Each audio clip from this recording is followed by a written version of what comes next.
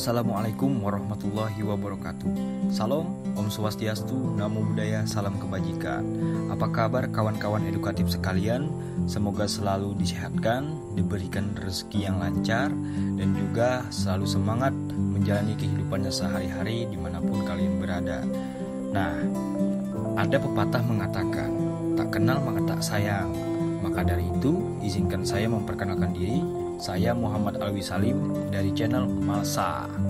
Saya Muhammad Alwi Salim dari Prodi PPKN FKIP ULM Angkatan 2019, di mana kali ini saya akan membawakan materi pembelajaran PPKN kelas 7 tentang perumusan dan penetapan Pancasila sebagai dasar negara. Nah, pastinya kali ini saya akan membahas tentang bagaimana perumusan dan penetapan Pancasila itu, dan kemudian siapa saja tokoh-tokohnya. Mari kita simak video berikut ini. Let's go! Nah, yang pertama ada perumusan Pancasila sebagai dasar negara. Di sini ada pembentukan BPUPKI, di mana bangsa Indonesia mengalami sejarah yang panjang dalam melawan penjajah. Kita pernah mengalami penderitaan ketika dijajah oleh Belanda, dan juga sejarah mencatat bahwasanya kekalahan Belanda oleh Jepang dalam Perang Asia Timur Raya menyebabkan bangsa Indonesia dijajah oleh Jepang.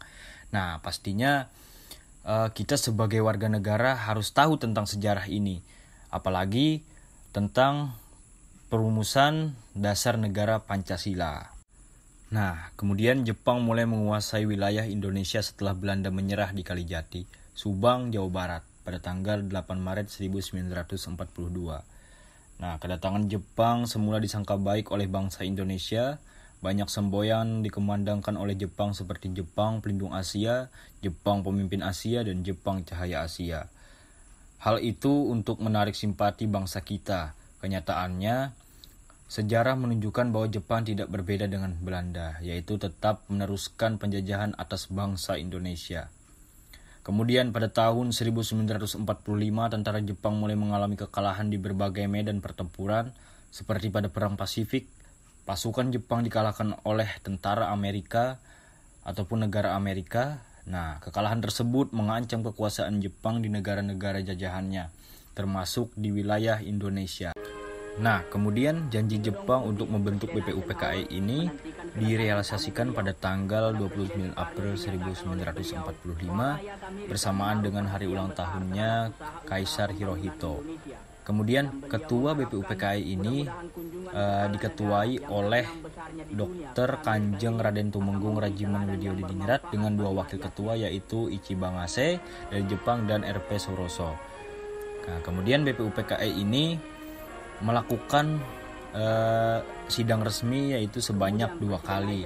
Sidang pertama dilakukan pada tanggal 29 Mei sampai 1 Juni 1945. Kemudian sidang kedua dilaksanakan pada tanggal 10 Juli sampai 17 Juli 1945. Di Gedung Putih, Presiden Eisenhower menantikan kedatangan tamu beliau.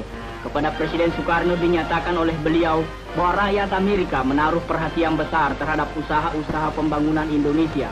Dan beliau mengharapkan mudah-mudahan kunjungan kepala negara yang ke-6 besarnya di dunia. Nah, lanjut di pembahasan kedua tentang perumusan dasar negara, di mana Ketua BPUPKI Dr. Kanjeng Raden Tumenggung Rajiman Widyodiningrat pada pidato pertamanya dan sidang pertama menyatakan bahwa untuk mendirikan Indonesia merdeka diperlukan suatu dasar negara, dan itu hal yang wajib untuk setiap negara. Kemudian untuk menjawab permintaan Ketua BPUPKI tadi, beberapa tokoh pendiri negara mengusulkan rumusan dasar negara. Nah, usulan mengenai dasar Indonesia merdeka dalam sidang pertama BPUPKI secara berurutan dikemukakan oleh Muhammad Yamin, Supomo, dan Insinyur Soekarno. Nah, yang pertama isi usulan Muhammad Yamin pada tanggal 29 Mei 1945. Muhammad Yamin mengusulkan secara lisan 5 dasar bagi negara Indonesia merdeka, yaitu yang pertama peri kebangsaan, yang kedua peri kemanusiaan, yang ketiga peri ketuhanan, yang keempat peri kerakyatan, dan yang kelima kesejahteraan sosial. Nah, kemudian secara tertulis Muhammad Yamin menyampaikan bahwa asas dan dasar Indonesia adalah sebagai berikut. Yang pertama, ketuhanan yang Maha Esa. Yang kedua, kebangsaan persatuan Indonesia. Yang ketiga, rasa kemanusiaan yang adil dan beradab. Yang keempat, kerakyatan yang dipimpin oleh hikmat kebijaksanaan dalam permusyawaratan perwakilan. Yang kelima, keadilan sosial bagi seluruh rakyat Indonesia. Lanjut ke isi usulan yang kedua oleh Supomo pada tanggal 31 Mei 1945. Nah, menurut Supomo, dasar negara Indonesia merdeka adalah sebagai berikut. Yang pertama, persatuan. Yang kedua, kekeluargaan. Yang ketiga, keseimbangan lahir dan batin. Yang keempat, musyawarah. Dan yang kelima, keadilan rakyat. Isi dari usulan Insinyur Soekarno pada tanggal 1 Juni 1945.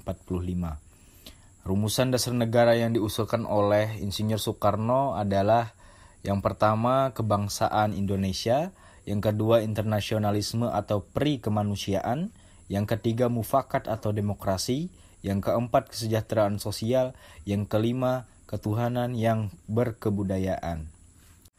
Lanjut, BPUPKI telah membentuk beberapa panitia kerja yang dinamakan Panitia 9, di mana Panitia 9 ini diisi oleh Insinyur Soekarno, Dr. Andes Muhammad Hatta, Mr. Maramis, Abi Kusno, Cokro Suyoso, Abdul Kahar Muzakir, Haji Agus Salim, Mr. Ahmad Subarjo, Kiai Haji Ahmad Wahid Hashim, dan Mr. Muhammad Yamin. Kemudian Panitia 9 ini mengadakan rapat di kediaman Insinyur Soekarno di Jalan Pegangsaan Timur nomor 59 Jakarta.